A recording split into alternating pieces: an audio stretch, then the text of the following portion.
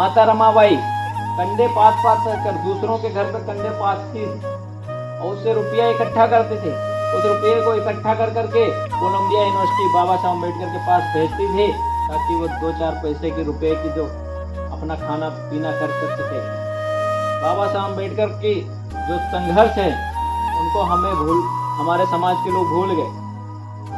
उन्होंने जो बलिदान दिया उसको भूल गए और आज लोग कह रहे हैं कि हमें नमक अदा करना। अरे तुम उनका नमक अदा करो जिन्होंने 4-4 बच्चे कुर्बान कर दिए। 5 किलो राशन, 5 किलो गेहूं चावल तुम्हें तो दिया जा रहा है, लेकिन तुम्हें शिक्षा नहीं दी जा रही है। तुम्हें शिक्षा इसलिए नहीं दी जा रही है क्योंकि जब तुम शिक्षा ग्रहण कर लोगे, तुम्हारे बच्चे शिक्षा ग्रहण कर लेंगे तो अपना हक अधिकार मांगने लगेंगे। इस प्रदेश के, इस देश के 90% हमारा हक है।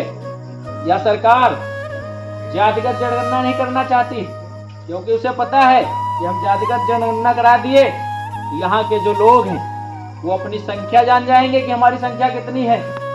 तो यहाँ की जो नौकरियां निकलती हैं उसमें बड़े बड़े स्वर्ण कास्ट के लोग बैठ जाते हैं, हमारे हक छीन लेते हैं। हम इस यहाँ के जितनी भी संख्या जो भी नौकरियां निकलती है उसमें 90% भाग हमारा होना चाहिए, लेकिन 90% पे वो राज कर रहे हैं, 10% पे हमारी नौकरियां मिल रही। जब 100 नौकरियां निकलती है तो 90% नौकरी हमारी होनी, 90 नौकरियां हमारी होनी चाहिए, 10 नौकरियां उनकी होनी चाहिए। लेकिन आज यह सरकार 100 नौकरियां निकलती है तो 90 नौकरियां उनके लोग होते हैं, उनके लोग बैठे होते हैं, 10 नौकरियों में हमारे लोग बैठे होते हैं।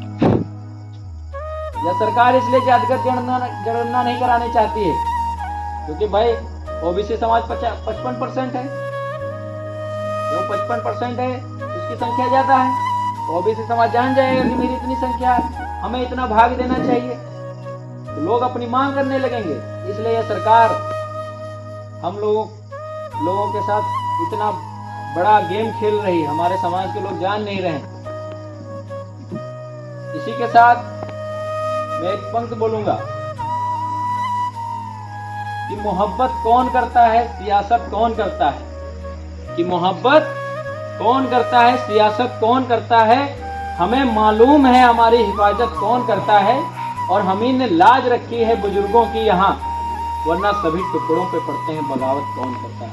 सभी टुकड़ों पे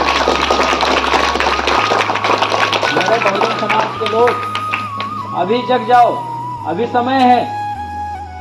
अगर इस 2024 के चुनाव में इस बीजेपी सरकार को हिलाकर नहीं हटाया, इसको यहाँ से हटाया नहीं, तो मेरा मानना है कि आगे चुनाव भी नहीं होंगे। बाबा साहब अम्बेडकर ने कहा था, हमने आपको वोट का अधिकार दे दिया, जाओ अपने घरों पर लिख दो जाकर के अपनी दीवारों पर कि हम इस देश के शासक हैं।